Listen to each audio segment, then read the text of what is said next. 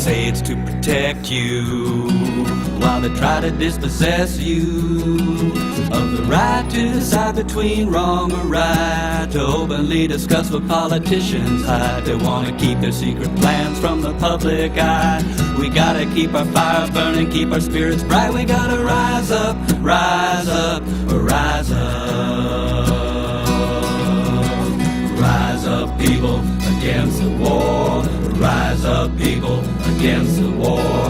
Rise up, people, against the war. Rise up, people.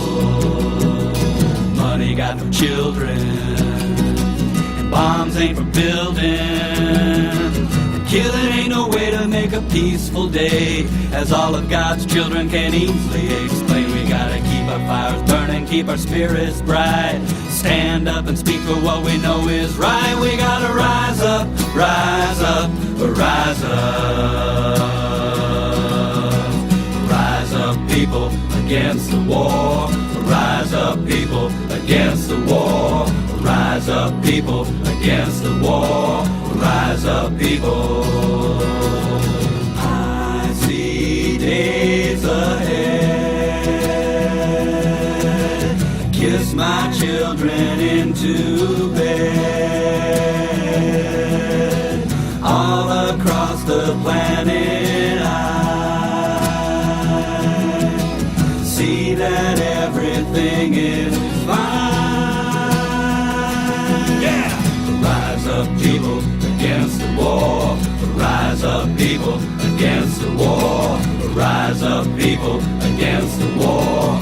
Rise up, people. We got the power and the will, and we'll do it for our children.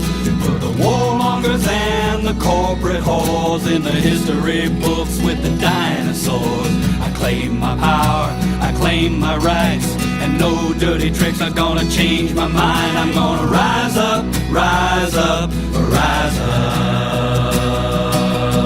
I'm gonna rise up, rise up, rise up. Rise up, people, against the war. Rise up, people, against the war. Rise up, people, against the war. Rise up, people, against the war. Rise up, people, against the war. Rise up, people, against the war. Rise up.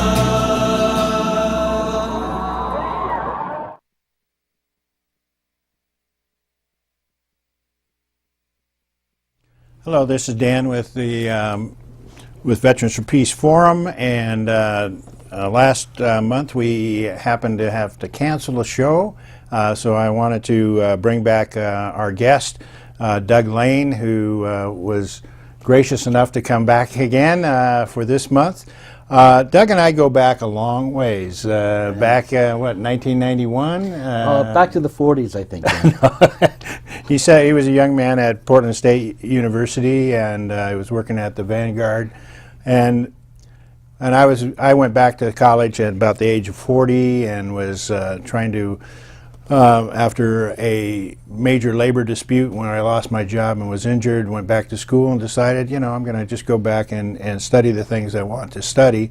And I was just beginning to become aware of my own feelings about Vietnam at that time as a Vietnam veteran. And I was actively involved in Central American issues, and Doug was writing about the Zapatistas at the time, and I had been very active in the Portland Central American Solidarity Committee and others that were dealing with Central American refugees, and had brought some speakers to Portland to talk about those events.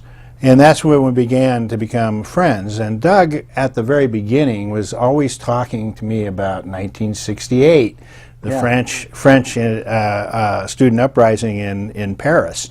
So his new book, he's an author, and he's written a number of books, but Billy Moon is his most recent book. It's his first novel. And Billy Moon was about Christopher Robin Milne. You want to tell people a little bit about what the book is about? Sure. It is about Christopher Robin Milne. Christopher Robin is known to millions of children around the world, and adults too, as Christopher Robin. You know the name. It's Winnie the Pooh's boy. and it's about the real person who inspired the Winnie the Pooh stories. A. Milne was his father, and he wrote Winnie the Pooh. I took Christopher Robin Milne and tried to see what would happen. I did kind of a thought experiment to see what his reaction would be to the student worker strikes of May 1968. So I took him out of his real life and what really happened, his real biography, and wrote this entirely fictional account of his involvement in the student worker strikes of May 1968. He was alive then. He was 47, and but he was not in any way involved. And but I wanted to put him there because I thought he had two things going for him as someone who might be able to interact with and judge that moment in '68. One, he was known for being young. He was a fictional character who was always fixed as a boy, and identified with the kind of creative spontaneity and imagination of childhood. But also, as a real person, he had really tried to demarcate his actual mature life as completely separate from these childhood stories. And he was very interested in being mature and competent and his own man as apart from his father. And so I wanted to put someone who cherished maturity and thought and competence into May '68, which was always kind of depicted as a childish rebellion, almost a childish acting out, and see if he could find anything redeemable in that moment of Why strike. 1968 for you? I mean, why Paris versus the U.S.? I mean, revolution was happening throughout the world in a lot of ways. I mean, they had the anti-war movement, civil rights movements we were going through. We had SNCC, the Black Panther Party, all of these various movements that were going on. And yet, the fixation on 1968 Paris is something that, is it the idea that you are a distance from that and can look at it rather than looking within? No, I don't think so. If I was French, I'm sure I'd be even more obsessed with that moment of '68. You said something interesting. You said there was revolution going on all over, and then you named 3 or 4 things that were not revolutionary. You named the civil rights movement, which was a reformist, a very vitally important movement, but was not a revolutionary movement. You named the anti-war movement, which is the same thing. It was a very important movement. It absolutely is part of a left socialist tradition, but it's not a revolutionary movement. Define revolutionary movement. Revolutionary movement is a movement that tries to overthrow the institutions of power, both economic and social and political, so the political and economic basis of our society. A revolutionary movement isn't aiming at changing this or that part of government, changing this or that policy. It's not aiming at getting an oppressed group to be included in what is. It's saying we want a different kind of system, a new different kind of economic system, and a new and different kind of political But those things system. were going on exactly at the same time. The Black Panther movement itself was talking about a revolution. They were talking about power to the people and about overthrowing the whole system in order to address the issue of inequality in the United States. AIM, the Native American movement that was also looking for overthrowing the system and the way in which Native Americans had been betrayed by treaty after treaty after treaty. And most of these movements had actually been attacked for fear that would catch on with people who were looking at changing the entire system. Now, that didn't always be the verbiage that this is revolution by the peace movement, but many people within the peace movement were revolutionaries in the sense that they were also calling for that. It's the same thing we have today, and I would say that many people who are talking about reform, you have people talking about revolution or pointing at a economic system. They choose different language because of the way people fear the language of the oppression of the words communist, socialist, any anti-capitalist. All of these terms, capitalism used to be a term that would be used that most people would say, no, those people are way off. They're revolutionaries. The idea that that one begins to start to look at that language. And so people will use, instead, they use corporate dominance. They use other language that speaks to people in the mainstream. So, but I don't want to get off in that too much at this time. I want to say one thing to just what you just said. It's interesting. First of all, there's two questions. One is, if you have revolutionary ambitions, should you use the vocabulary of a revolutionary? Should you talk directly about that, or should you try to couch it in more acceptable terms? There's that. But then there's also the separate question, which is your intention or your personal perspective or your personal opinion what defines whether or not you're a revolutionary? I mean, there are many people who were involved when I was in the early 90s, when I was involved in an environmental group called Osberg. There are many people who thought of themselves as revolutionary in that group. We were going door to door, collecting checks to put lobbyists in Salem to get environmental legislation passed. Our personal beliefs didn't really impact what we were doing. 68 was different because it wasn't a matter of a platform or a program. It was a matter of what was actually happening, what people were really doing. What people were really doing was they were occupying the factories and the workplaces of all kinds and trying to directly take the system of production and power and control directly and collectively. I mean, there was an act. 68 was not merely a matter of like the posters they put out, although they put out some great posters, but it was also that they were actually making an attempt to gain political power in the living moment that they were in. Now, there are lots of reasons to critique what they did, but I think it's the reason why it's more compelling than, for me, than maybe other movements, or the reason why I focus on it in my book is it's not because I love their language more, it's because what happened seemed to have so much potential and promise that they were really making something new, or really attempting to anyway, in the moment of 68 in May. But it was also a reformist movement, was it not? How so? Well, in the idea that first, in some ways, they were talking about reforming the university, and that workers, and well, probably some of the problems with some of the unions at that time were trying to stop the student movement by maintaining just wages and conditions and not talking revolutionary, and we were really afraid that the workers would catch on and move. The whole system was at threat. Sure. You're talking about de Gaulle's government at that time. You might want to talk to people a little bit about how that revolution started, and then I'd like you to read something from your book so that people get a feel of how you went into that using this fictional character.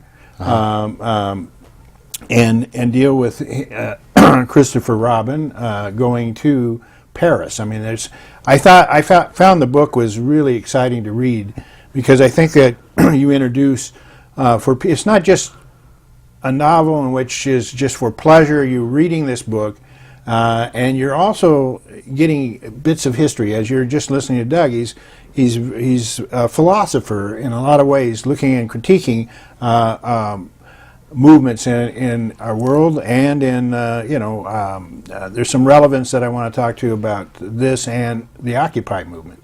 One of the things I wanted to say about the book is you talk about our society was fractured.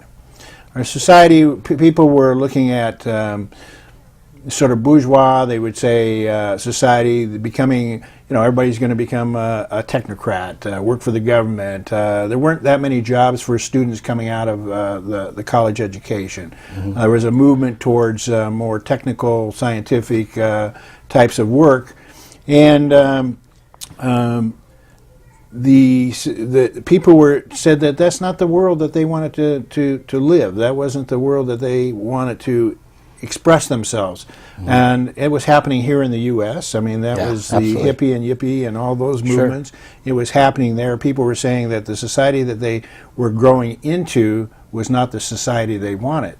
Now, they may not have known the society that they wanted, but they were looking for it and wanting to experiment and wanting to have some say in what their future would be. And your book itself, you talked about, I remember you giving a reading at Powell's on Hawthorne, and You talked about the book itself being a broken book. Could you talk a little bit about what that means? Well, yeah, I'd be glad to do that.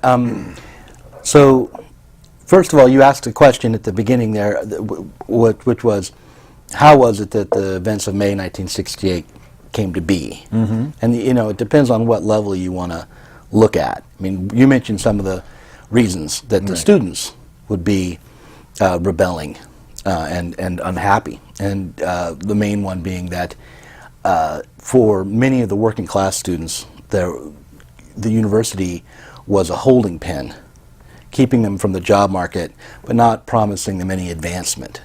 So they were born working class, they were going to continue to be working class, but they had to go through this little limbo in the university system, whereas their peers and contemporaries at the Sorbonne or other universities might have a potential to become managers or become elites of other kinds within the system. So they were seeing themselves as being constrained, even as they were being given the education that supposedly was supposed to lead to an advance. So there was the kind of obvious class divide between the universities. So where this started was at Nanterre, a suburb outside of Paris, and the university had been built, I think, in '66. It was a new university. It was an American-style university. The architecture was in the American style. Mm-hmm. It was not, and it was a technical school in many ways. It had some good departments and some really great radical, at least one radical professor that I can name, which was Henri Lefebvre, taught there. And he's almost a character in this book. If you hunt for him, you'll find which. I changed the names, but he's in here. But so there was that, you know, resentment amongst the students. The other reason that it happened was that all of France at that time was going through, had been for 10 years and had already gone through a massive upheaval. First of all, they'd been through World War II and an occupation, and the whole world was still reeling from that cataclysm of World War II.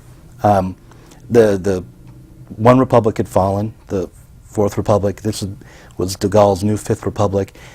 And in the United States and in France, there was a push to modernize, to get with the new technologies, to get with the new kinds of industries. You mentioned all these things. And what is the Fourth Republic and the Fifth Republic? The Fourth Republic in France, and I had to brush up on this. I read it on Wikipedia before it was after World War II, after the collaborationists were pushed out, after the transitional government, there was instituted a new constitution in France, and the institution of the Fourth Republic, and that lasted until '58. And de Gaulle had started out involved in the government in the '40s because he had been the leader of the French resistance to the Nazis, and he left politics and came back in '58 after the Fourth Republic, and I forget the politician's name, the president's name, who had failed, but after they had been pushed out of Algeria, after there was a sense that the French colonial project was a failure, and that French identity was was unstable and in shock, he came in and promised a new constitution. He put together a new constitution and a new kind of France, and one that maybe a little bit like Ronald Reagan, could look back to its former prestige.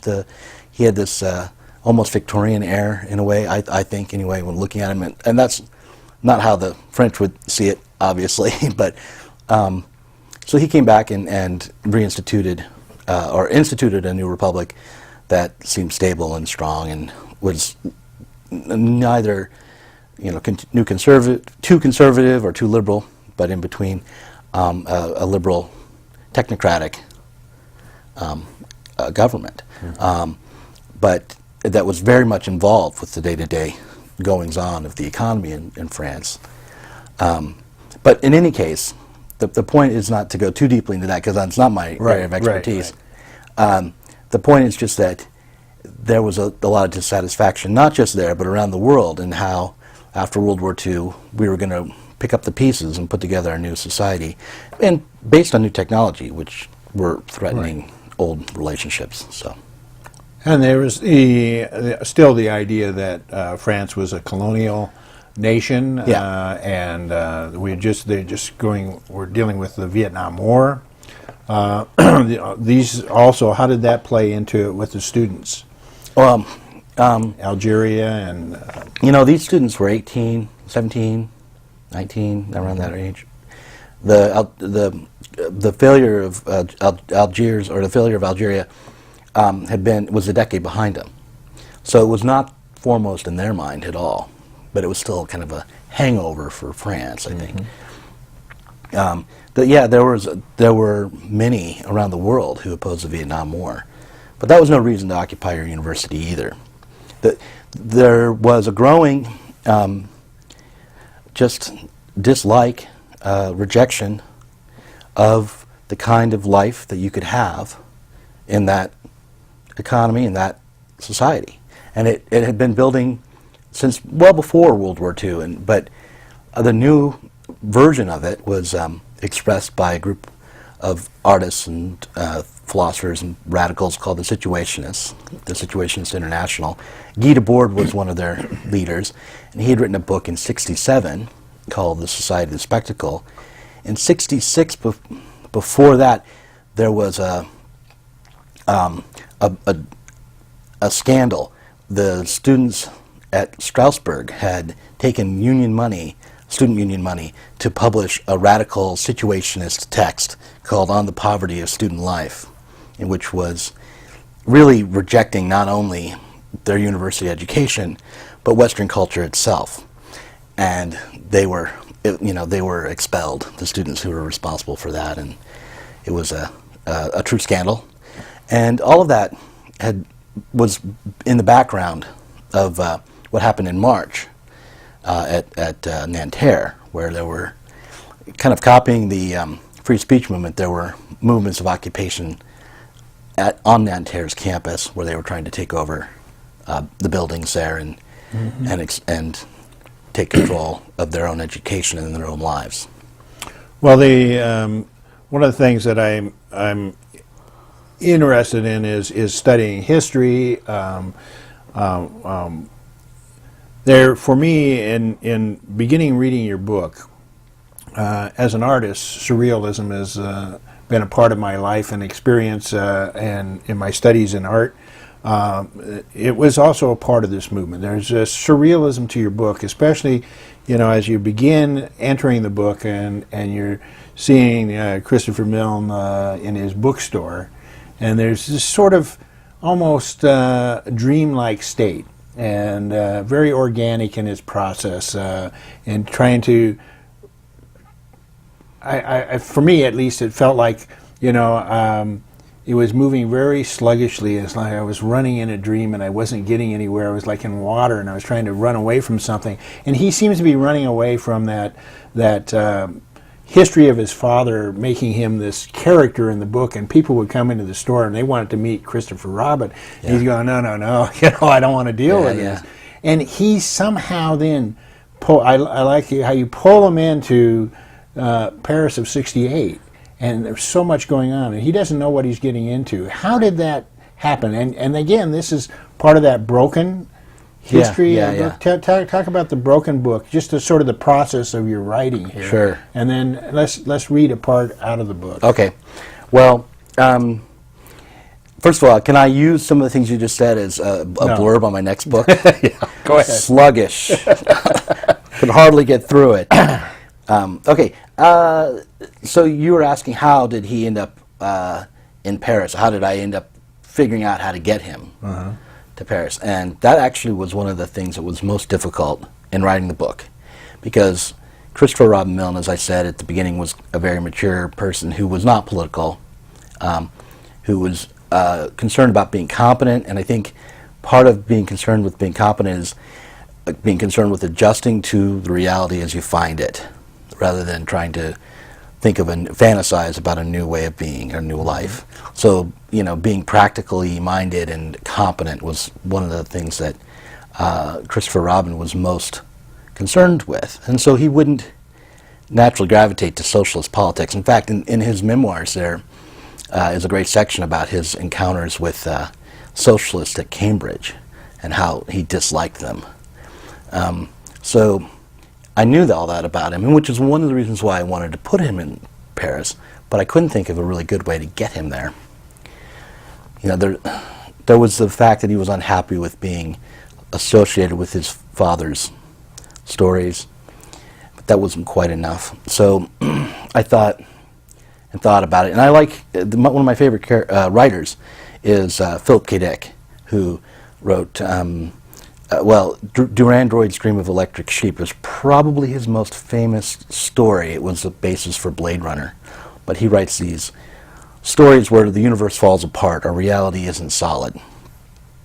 And so for a long time I thought of this book as there's the student character who's sort of in the dream time, and then there's Christopher Milne, who represents solid, practical reality. And the two just weren't going to meet. And so I finally realized, no, there is no solid reality, not for Christopher Milne either.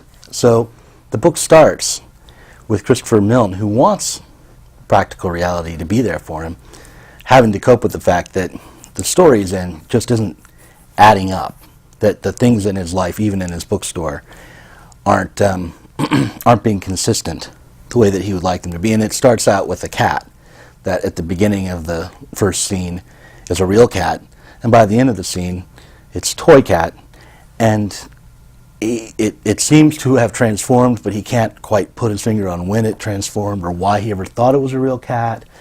And the other people thought that it was a real cat too, but then they're not sure, and they even cut the toy cat open to try to figure out what's going on with this toy cat. Why did it seem to be real? All that happens in the first scene, and so now that he has to cope with the fact that the reality he's in isn't solid, that makes the revolutionary movements in Paris more attractive, because these are people who are already facing how inconsistent and unreal their lives are, and are trying to do something with that information.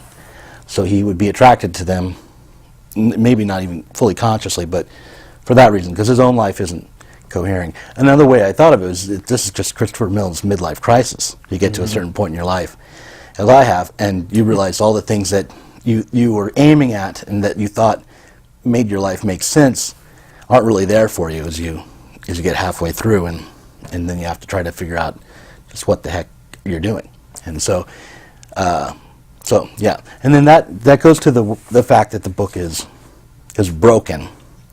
I broke the book on purpose. So if you start at the beginning and read to the end, which is what you should do with the book, I wouldn't start at the beginning and then skip to the end or stop reading, God forbid. But there are levels of reality, and by the end there has the possibility of there being one consistent thread of real reality is broken. The dreams enter in, and it's a little bit like the movie Inception. I'll just say that and then leave it at that.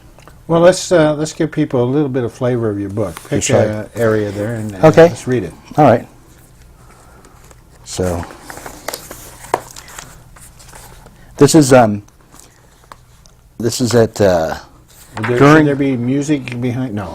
yeah. If you could Think of put on the Internationale. This is happening in Paris. This is during the student worker strikes. Gerard, who is the young student who brought Christopher to Paris, is taking Christopher Robin to Charlotte Stadium during the occupation of Paris, where there are 30 to 40,000 people gathered. And people are going onto the stage and talking, and they're all just trying to figure out what to do next. And there's a bit of a crisis. And at this point, Christopher Robin has a bear that he took from the Paris Zoo. So he's kind of coping with his past that way. It's a real bear. It was to free the bear, right? Yeah, that's what they said. The bear ends up in the wine cellar. I mean, it's not exactly... So Gerard stepped up to the microphone. "History has chosen us," he said. "If that sounds like something a politician would say, I'm sorry, but I mean it literally. History has chosen us, not the grand history of the kings and of wars or of dates in textbooks, but rather our own secret histories, the history of our childhood and our grandparents' childhoods. That's what has chosen us. History has chosen us to take part in the creation of memories out of the present. Gerard introduced Chris, and a few of the students seemed to recognize the name. They shouted out in English, asked about Pooh and the little pig, and then when Chris and William stepped up to the microphone, William's the bear, everyone was quiet. Chris was shaking, and when the black bear leaned over and nudged him with his wet nose, Chris laughed and heard his own voice as an alien thing that had been amplified at him, but despite this, Christopher did his best. Before my father I'm going to try to do a British accent. Before my father created the Winnie the Pooh stories, and before he wrote about a character named Christopher Robin, he wrote for a humor magazine called Punch, Christopher said. My father was quite proud of the writing he did there, and there was a lot about Punch that was admirable. Quite a lot of skill went into the magazine. But what was most interesting, looking back on it now, perhaps what might be relevant to you as well, is the way in which Punch, not the magazine, but the 400-year-old puppet who was the mascot for the magazine, and Winnie the Pooh are the same. The crowd at Charlotte was not one mass of spectators, but was broken into pieces, multiple masses and cliques. There was constant movement, people shuffling back and forth and facing in all different directions. Chris couldn't tell if people were listening to him. Punch, from Punch and Judy, is a puppet who carries a slapstick. Punch throws his baby down the stairs, he beats his wife, he even beats a policeman. Punch pretends to be too simple and too stupid to understand what he is doing, and this is how he gets what he wants. Christopher reached out to pet William, but the bear turned his head away. Punch is like Pooh. How? They are both toys, imaginary, and they're both narcissists who always get what they want, Chris said. The one difference is that Pooh is innocent, whereas Punch is guilty. Pooh is authentic, while Punch is a fraud. Pooh really doesn't know what he's doing. Punch knows exactly what he is doing. My father made his fortune writing children's stories. He was a success at Punch, but he made history with Pooh, and you should all ask yourselves why. It's not just a question that is significant for me. These stories were widely popular across the globe. Wildly popular. Why? The truth is that my father didn't particularly admire children. He thought that children were charming enough, the way that puppies or kittens might be charming, but they were not interesting to him. More to the point, he felt there was nothing really good about children. Pooh, for instance, is lovable, but not because his motives are noble. What makes Pooh admirable is that his motives are undisguised. Pooh isn't good at covering his own tracks. He isn't clever or even competent, and that is his secret strength and charm. The way my father thought of Pooh, this is how de Gaulle thinks of you. The myth of your innocence is what is supporting you, and de Gaulle thinks you've just been lucky so far. You are children, and as such, you are guileless. Too many of you think the same way he does. In one of my father's Pooh stories, one about an expedition, I organized a search for a stick, maybe for Punch's slapstick. In the story, I claim the stick is the North Pole. I get all of my imaginary friends together, all the puppets and toys, and we set off through the 100-acre wood, looking for it. And along the way, Pooh gets hungry. He wonders when we'll have time to stop for a little smackerel or something. He stumbles into a gorse bush. And what else happens? Many things, mostly small and unpleasant things. The piglet becomes quite concerned about being ambushed by heffalumps, for example. The donkey complains that he's forgotten to bring thistles to eat. And, oh yes, the important thing is that a little baby kangaroo falls into a stream and nearly drowns. And in the story, it is this last calamity that inspires Pooh. Pooh manages to find the North Pole just at the moment when it's needed most, and he holds it across the stream so that the little kangaroo will drift up to it and be able to rescue himself. Pooh finds the North Pole, but he doesn't realize what he's found. This is how the Gaullists understand your story. This is how they think you've discovered power. They think it's just been an accident. You found something that was momentarily useful for you. It happened to be power, but given how clumsy and how inept you are, you won't be able to hold on to it for long. Listen, I'm not Christopher Robin from the storybooks. I'm Christopher Milne, who was a veteran of the war against the fascists and Nazis. This bear isn't Pooh from my father's stories. This Pooh has fangs and claws. Punch and Pooh are both fictions. They're both of them a kind of puppet. And the only way a puppet can pull his own strings is by being just as clever and remorseless as he has to be. Paris is a 100-acre wood, Chris said. We need to find the North Pole. Good, thank you. So the stick, though, is this? The Gaullists see it as an accident, but when you're talking about this, it's also we're talking about spontaneity. And the revolution, when we're talking about the student uprising, It's a very Freudian bit about the stick, isn't it? Yeah. Go on. But some of the things that it was interesting when I was looking up the student revolutions. They actually online I didn't find too many things talking about it as student revolution. What I saw was student riot. More so than anything else. But I did pick up some books. You use this book, Daniel Singer, a lot too. You had read that. But this is Daniel Singer, Prelude to the Revolution, France in May 1968. If you can get a look at that, that's one book you should probably pick up if you want to learn more about the 1968 Paris. There is also another book that I picked up and I've been reading myself, Reflections on the Revolution in France, 1968, edited by Charles Posner, and there are a number of authors that are giving their sort of history, and these books came out in about 1970, just a little after the revolution. So they were very current in the minds of the author, and give you an idea of how it was really felt for the students and the people that were looking at it, those that were involved. That is a good book to pick up. There's another one I was kind of looking at. Another one you should pull that. Yeah. The other is, of course, the Year of the Heroic Guerrilla. This is the World Revolution and the Counter-Revolution in May of 1968. And that's what I was talking about when I'm talking about revolution, though it's happening all over the world. It's another book to kind of pick up and take a look at all the things that were going on at the time. There was something in the air. There was something that was happening in which people were saying, we're not going to take it anymore. And, of course, we do want to put up Billy Moon, who takes us through a midlife crisis. It's also, I think, when I was talking about this sort of sluggishness of trying to run away from reality, that's part of what it is when you're trying to explain to people about becoming active in a revolution or a protest or anti-war movement.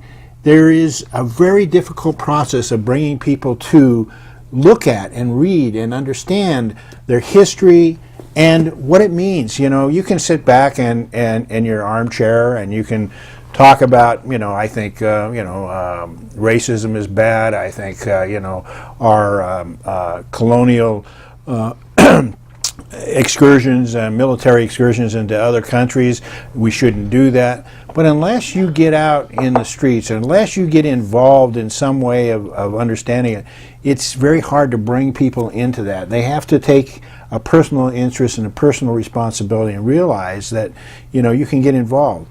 One way to do it is first educate yourself. Learn from others. Go to, a lecture that somebody's talking about it. Read a book. Sometimes fiction is a great way to get in. George Orwell's 1984. Many, many books that bring you into a consciousness. And once you see that consciousness, it's very hard to turn back. You can critique those things, and you look at those things, and you ask, well, what happened? Why didn't, it looked like the revolution was going to happen? In 1968, it did end. Mm-hmm. What happened? Would you call it a failure, or would you call it a transition? The lingering question is, why didn't it turn the whole world upside down, or did it? Well, first of all, I would call it a failure, and I think it's healthier and more revolutionary to call it a failure than to say it was something else, because I think by calling it a failure, you're embracing or at least recognizing what its ambitions were, so you can mark whether or not it reached those ambitions, it got to where it wanted to be. It was put down by an election. De Gaulle ultimately, he didn't have to. I mean, at one point he was considering sending in troops or going to Germany for help with troops to put down the unrest. And he figured out he didn't need to do that if he called for an election. And one of the slogans was, "We want to be able to participate in our own lives," that kind of thing. And if if he opened it up and said, "Yes, I too encourage more participation. We're going to have an election. We're going to change the way the university system works. We're going to liberalize this and that." That he could speak, be at least appearing to speak to the concerns of the protesters and kind of put them in a box so that they didn't have justification for their strikes and their actions, and they would lose some of the sympathy of the overall population. Although, there were millions on strike. But what happened also was that the unions kind of went along with de Gaulle. They'd never been, the unions in the Communist Party had never really gotten behind the student strikes and the worker strikes, because it started as student strikes and then it really took all of France, so it was a bottom-up worker strike. And the unions never really knew what to do with it. They weren't prepared to really push for a revolution. That was not what was on the agenda for the Communist Party. That was not what was on the agenda for these radical unions. And so they were more than happy to negotiate for a little higher wages and things like that. But the ultimate thing, I think, that was a reason why the student worker strikes didn't get to where they needed to get, and this is in my book, is because there was a hope, I think, amongst the students and the young people, and Daniel Cohn-Bendit, who was one of the leaders from Nanterre, who later became a Green Party politician. There was a hope that just by getting out and acting, just by getting into the street, just by grabbing that stick and taking power, that would be enough to create a revolution, that they didn't need an idea for a new society, that they could find the society through rebellion. And I hold that there needs to be an active creative imagination that goes on alongside the act of rebellion, that you're not going to be finding yourself in a world that's being suppressed, that it's a world that you're going to have to create. I think a lot of times people think, oh, well, I would have such a better life if I wasn't being oppressed and suppressed. And that's true, but you would be then responsible for creating that better life. If those fetters were to be unhooked, that would just put you in the chair, or at the helm, in trying to create a new world. And that was what was missing, I think, from the student worker movement. They didn't understand the kind of society they were in to the extent that they should. That wasn't widely discussed. And that's part of your character in the book, are trying to figure that out, too. So let's talk a little bit about the characters. Gerard, and what was Natalie? Natalie. Tell us a little bit about their characters and what they represent in the book. Okay. Well, Gerard is the magical element in the book in a way, because he has the ability to see to bring dreams into the present in some way or another. That's one other reason why Christopher Robin ends up there, is because he can sort of manipulate reality by remembering and by dreaming. He has the ability to sort of shake things up. It's not that he can just think things into being at all, but that he can remember how things just almost were this way or that way, or he can recognize that what he's in the moment isn't quite solid, and then pass out into a world that is not as fixed. The other way to put it is he's a schizo. And then he's also, the part says he's, cutting up newspapers, altering the news. Yeah, right. Almost like a happening kind of thing, or a yes man kind of thing, of changing all the newspapers in your stand and putting up. Yeah, he would rearrange the world as it was given to him. Right. And he would cut it up and rearrange it. And that was something that the Situationists did too. And that was a real, a tactic and a practice for the artists and the theorists involved in the Situationists International. So that's who Gerard was. Natalie was more a more practical character in a way. She was actually really involved in activism and radical politics. She was a member of the Situationist International at Nanterre. Now, she's not real, but in my book, that's what she is. And so she has her own assignment, which is to take the ideas in a book called Hello Sadness, or Bonjour Triste. I'm very bad with French. This is not a good thing for me to have written this book and can't pronounce one word of French. But so it was Francois Sagan's book, which in the 50s and 60s was kind of scandalous book about a young woman and her affairs. And so she had been given this task of taking the notion of free love and bringing it into some sort of radical existence. And, you know, of course, Guy Debord, the patriarch of the situation, had given this young woman the task. And she didn't find it to be something that she could easily do. Or she was struggling into how to put this idea into practice, and ultimately finding herself less and less interested in just acting out what was in that book, and being more and more critical of not just the book, but of her circumstance. Well, there was sort of a development of her character too that you talk about. I think it was page 99. As you know, she was with her father when she was young, and she saw how the police opened fire, and she says, and they drowned the children in the Seine.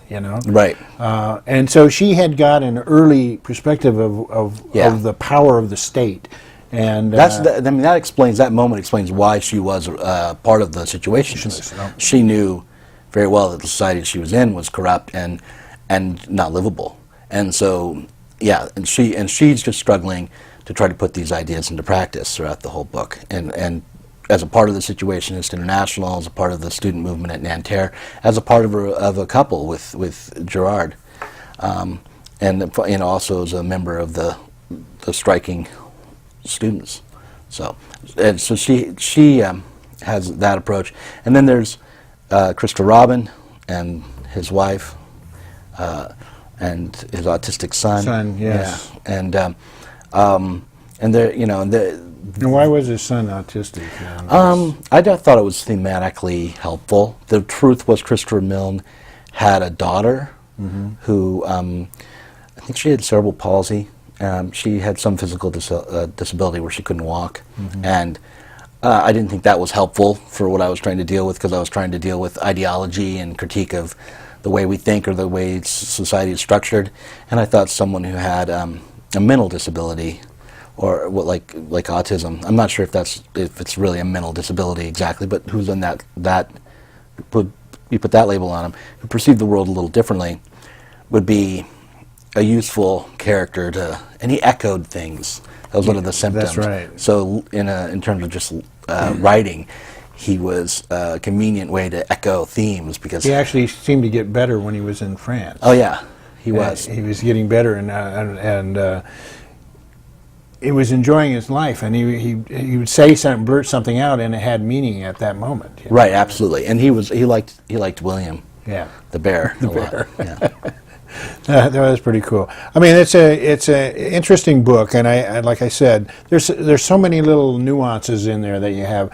You talk about Yi's sort of culture, the song. Could you explain that a little bit? Yeah, well, I mean, I like Yi. Which was? It was a kind of pop music that, it was very light, sugary pop that young, attractive girls in France was singing in the 60s. They were these kind of new icons in the media, and bubblegum kind of stuff. And France Gall is a big name in Yi.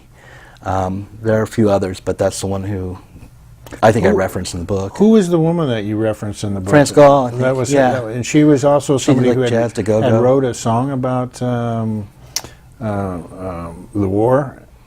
Did you? I looked her up, and I remember. Did she later?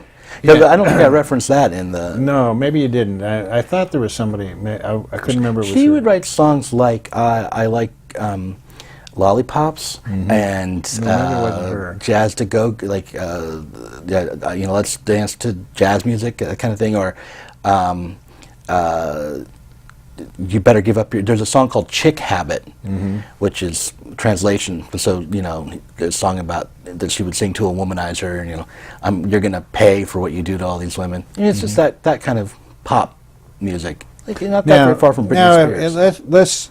Let's take a look at it. Since that failed, and I mean, revolutions pop up in history, and usually the status quo comes into place, crushes it, or comes into play, and even if there were a revolution like the communist revolution in Russia, eventually we have Stalinism, and it's overthrown, and there's a move towards the capitalist sort of way of life, and oppression, very severe oppression against people, security state.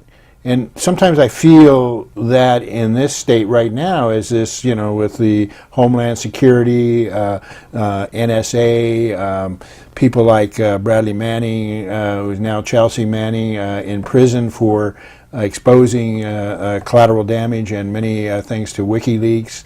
The attack on the whole of our society. In the 60s, we had COINTELPRO that was spying upon the movements throughout the United States, included psychological warfare and assassinations, arrests, and many of some of the leaders are still in jail today.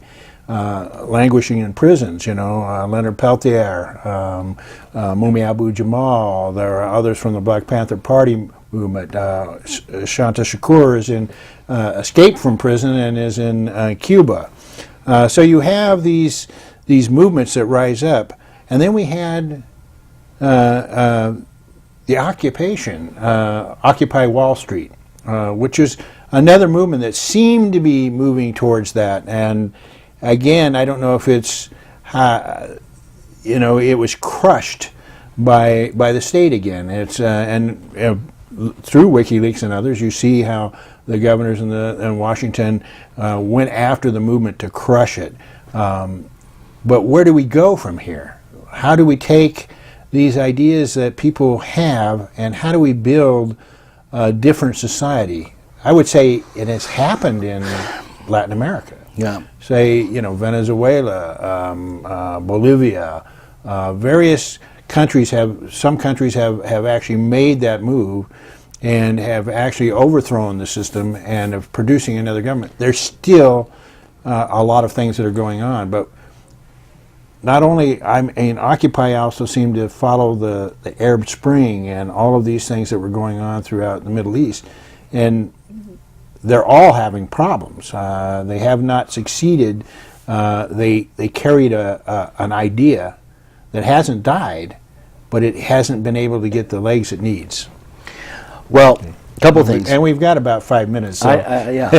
Okay, so, boy, you put a lot in there, and some things that you put in there, I'm not sure I like the framing very much. But so the first thing I'd Too say, bad. yeah, well, luckily I get to try in 5 minutes to pick it apart. First of all, after '68, there were some moves to try to make sure that would never happen again on the side of the authorities. So they paved the streets. One of the things that the students would do is take the paving stones out and throw them at the cops, and so they paved over most of the paving stones in Paris. But I don't think the real reason that we've had trouble since '68 has been primarily because of police oppression. It's not, and the reason there were problems in the peace movement and all the different movements in the United States was not primarily because of COINTELPRO. And the reason the Occupied Wall Street movement failed was not because there was a coordinated effort by the police to throw everyone out of the parks. All those things happened, but what Occupy Wall Street shows is that at the beginning is that the police can't get rid of you if your idea is strong enough and if you're out there for the right reason. The police oppression at the beginning of Occupy Wall Street only strengthened them. The same thing's true in Paris in '68. The police oppression did not slow them down. It only made them stronger. So it's when you break that the police can get through. That's when you've already failed. That's when you can be cleared away in these kinds of movements. I mean, that's, they could drop a nuclear bomb or something, but politically, when there is strength and a solid idea and there's a feeling of forward momentum, it's very hard to beat. And these movements all lose their own way. So we have to take that on ourselves. This is the first thing I'd say. The second thing is you asked me why is it that we haven't been able to create a new society. I happen to have a list of 3 things we need to do in my back pocket, but we're running out of time. So I don't have the time to tell you the 3 things we need to do. But if you tune in to my YouTube podcast, and then go to my YouTube channel, and then send me $35, I will send you the list of 3 things. No, I mean, look, no one knows exactly why.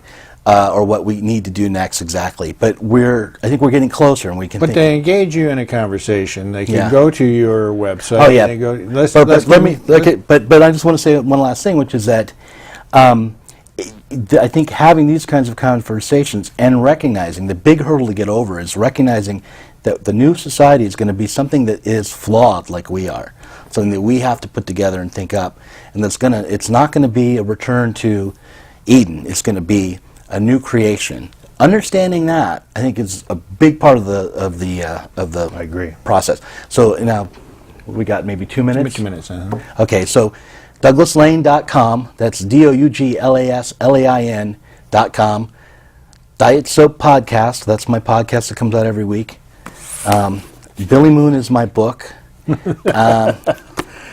And thank you for having me on your show. Well, it's a pleasure, and again, Doug and I have these conversations all the time, and I've been waiting for him to write this book. So I mean, it's really a powerful book. And I think that sluggish and powerful. Well, I only talk about it in the same way that I talk about trying to draw people into the revolution. I think that's what's good about it. And surrealism, it was a part of the movements at that time that they had saw the horror war. Why do I have an author on who's not a veteran? Because it's talking about conditions that lead to war and those that oppose war, and are also looking at who creates these wars. It's a society. It's a whole economic and political structure that goes to expand their power throughout nations and grabbing that power from somebody else. And that is what we are, at least Veterans for Peace and a number of people in the various movements that I know, are against. But how do we build that so that we build a different society? I believe another world is possible, and I think that we have to think about it. We have to look at the past and then reflect that, criticize it, critique it as you have, and you continue to do, and then to talk about it. And so I thank everybody for coming to the program. Thank again Jim Lockhart and Kelly Labonte, and I hope to see you not in December. We will come back in January for our next program, the 4th Saturday of every month, Veterans for Peace Forum. Thank you, Doug. Hey, thanks for having me.